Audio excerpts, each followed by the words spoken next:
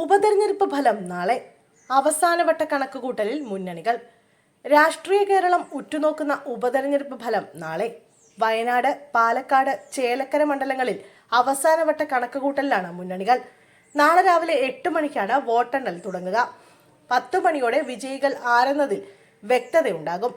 ഭരണവിരുദ്ധ വികാരമുണ്ടെന്ന് വിശ്വസിക്കുന്ന UDF സമകാലിക രാഷ്ട്രീയ വിവാദങ്ങളുടെ പശ്ചാത്തലത്തിൽ 3 മണ്ഡലങ്ങളും ജയിക്കാനാകുമെന്ന വിശ്വാസത്തിലാണ്. പോളിംഗ് കുറഞ്ഞ വയനാട്ടിൽ അട്ടിമറിയൊന്നും പ്രതീക്ഷിക്കപ്പെടുന്നില്ല.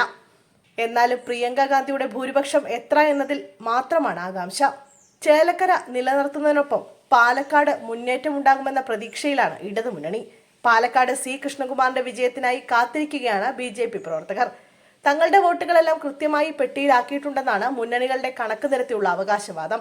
പോളിംഗ് കുറവിലും ആത്മവിശ്വാസത്തിലാണ് പാലക്കാട്ടെ മുന്നണികൾ. LDF അനുഭാവ വോട്ടുകളും ലഭിച്ചെന്നാണ് രാഹുൽ മാങ്കൂട്ടത്തിന്റെ അവകാശവാദം.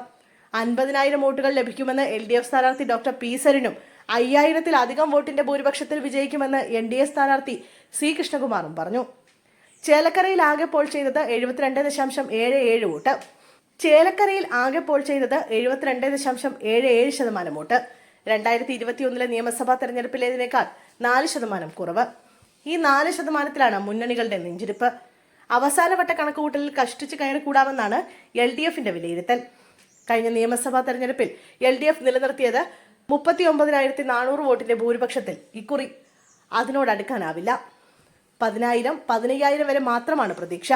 ആത്മവിശ്വാസത്തിനപ്പുറം ജാഗ്രത കുറവുണ്ടെന്നാണ് മുന്നണിയിലെ തന്നെ വിമർശനം. വയനാട്ടിൽ പ്രിയങ്ക ഗാന്ധിക്ക് 5 ലക്ഷത്തിലധികം വോട്ടിന്റെ ഭൂരിപക്ഷം ലഭിക്കുമെന്നായിരുന്നു UDF നേതാക്കൾ പ്രചാരണ ഘട്ടത്തിൽ ഉടനീളം പറഞ്ഞിരുന്നത്. എന്നാൽ പോളിംഗ് കഴിഞ്ഞതോടെ അതിപ്പോൾ 4 ലക്ഷത്തിലേക്ക് ചുരുങ്ങി. കാരണം പോളിംഗ് ശതമാനത്തിലെ കുറവാണ്. 8% വോട്ടുകളാണ് കഴിഞ്ഞ തവണത്തേക്കാൾ കുറഞ്ഞത്. തങ്ങളുടെ വോട്ടുകൾ പരമാവധി പോൾ ചെയ്യിക്കാൻ കഴിഞ്ഞിട്ടുണ്ടെന്നാണ് നേതാക്കളുടെ അവകാശവാദം.